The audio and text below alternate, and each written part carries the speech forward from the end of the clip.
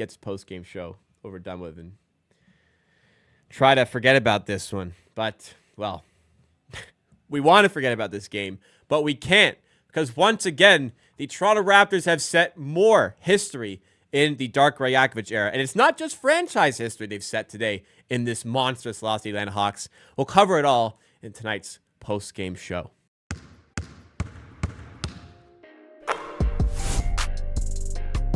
Wow, yeah.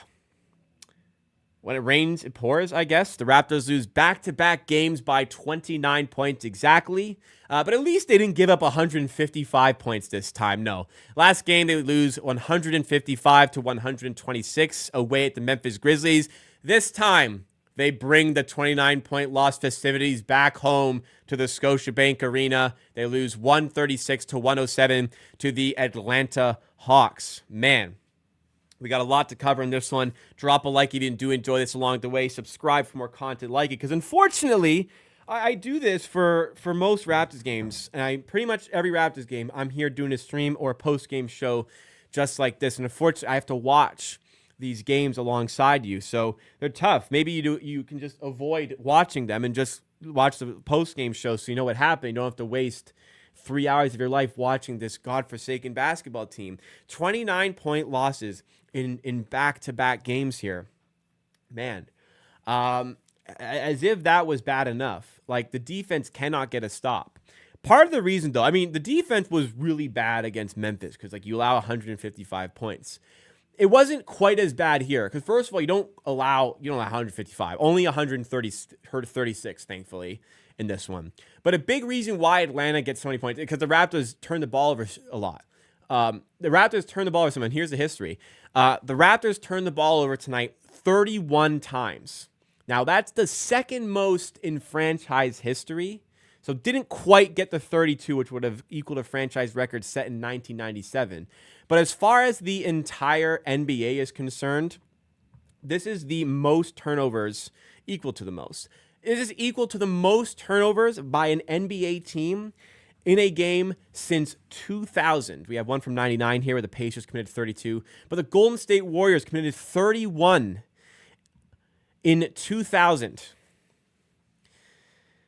That is the most in modern-day NBA history since 2000. The Raptors tonight, as I said, commit 31 turnovers. And then they grinded for the record. It took a last possession, Garrett Temple stepping out of bounds after receiving an inbound pass to make this infamous record happen. But, whether or not you think this is on the coaching staff, the results, the records, the fact of the matter is the Raptors have set a franchise record for points allowed in a game in the Dark Rajakovic era.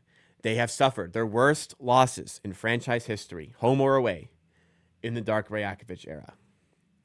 They have not just a franchise, they have committed the most turnovers in an NBA game since 2000 today with their 31 against the Hawks. I mean, they came out not knowing how to play basketball. Was it 5 or 6? I think it was 5 turnovers in the first 90 seconds. I think it was 6 or 7 turnovers in the first 5 minutes of the game. So they set the tone really early, and they set the tone that they were on their business. They were chasing history. They were chasing this modern-day record today, and they absolutely, positively showcased it with this abysmal, diabolical performance here. Barnes himself commits 8 turnovers. Olynyk has 4. Poeltl has 4. Abaji has 5. Grady Dick has 4. Everyone contributed. A lot of people contributed to the success of the game today in creating more history for the Darko Rajakovic tenure. I mean, at what point does it become like even the biggest of believers? At what point do you have to admit, like, wow, maybe the coaching isn't that good for this team? Especially Pat Delaney, the assistant in charge of the defense, can't get a stop. Can't stop this team from scoring. How are you supposed to win basketball games if you can't get any stops? How are you supposed to win basketball games when you afford your team 31 extra possessions purely off of your turnovers? Like, let's have a look here. How many shots are at today? The Raptors took 85 shots today. 27 free throws. So let's say probably, like, how many and ones really? Like probably 22 of those free throws off of possessions where they didn't get a shot off instead. So we'll call it 85 plus 11 possessions of the basketball where they didn't turn the ball over. So we'll call it 96 possessions. So we'll say with the 31 turnovers, 96 possessions plus the 30. So 127 possessions of basketball today. The Raptors committed 31 turnovers. So of the 127 possessions, 24% of those possessions. So let's round. It's 24.4.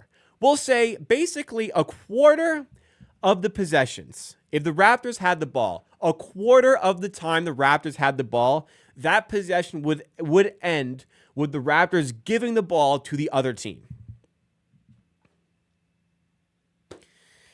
155 points out against Memphis. And for the people who complain about fake comebacks and how much they dislike when the Raptors make fake comebacks, I tell you what, guys, I would take a fake comeback over this. Fake comebacks are a lot more enjoyable than losing by 29 points in back-to-back games. But it's not just the coaches. It isn't just the coaches. I know that. Part of it is, though. Talking to some of the players as well. Like Barnes, 8 turnovers himself. He was very sloppy today. He was a minus 34. We talked about it during the stream, but his energy is infectious, whether bad or good. So when Barnes comes in with a shitty demeanor, lazy attitude, it's going to rub off on the rest of the team, and it did today. Whether or not he likes it, he's the franchise player. He's got to set the tone, and he didn't today at all. Yeah, 19 points on 7 of 12 shooting, not taking bullshit threes anymore. That's great. But 8 turnovers takes away a lot of the good from whatever we saw from the performance. Pirtle hung out to dry in a lot of circumstances, but no, not his best today. Barrett, 17 points on inefficient shooting. Too many of those this season, and nothing defensively, really. Abaji didn't affect the game enough. Grady Dick couldn't make a shot. Had 0 second half points. Not good enough. Boucher had some energy. Great. Olynyk shoehorned into playing backup center because we don't have anybody else and got dominated in the paint because there's no other centers there. What else? Shed. Not really enough. Walter, I think, should play more. But I don't know. I don't know how you can critically evaluate a team that commits 31 fucking turnovers. Late in the game, I think there was a turnover where Barnes got an inbound and then threw it up court and hit Pirtle in the back of the head who was running. It was like 8 feet away from him. Threw the ball, hit Pirtle in the head, and it bounced out of bounds. That was one of the 31 turnovers. Probably the most memorable of the 31 today. We'll see that one in Shacked and a Fool, no doubt. Indeed. What do I say? You've lost 2 games in a row by 29 points. You committed 31 turnovers today, the most in an NBA game since 2000. 24 years. In my lifetime on this planet, since I was born, only one time in my entire existence has a team committed more turnovers than this in an NBA game. History. A lot of history when it comes to the current coaching staff. The good news, the Open Tankathon, Raptors have the second most losses in the NBA.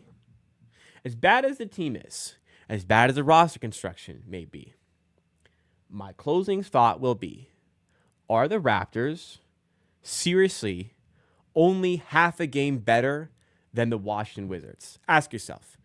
When you think about the coaching and think, what would any coach be able to do with the players, right? Think about this. Are the Raptors seriously only half a game better than the Washington Wizards? I would personally say they're a lot better than half a game better than the Wizards, but they're obviously not able to execute that. Is that just the players? Is it that just the coach?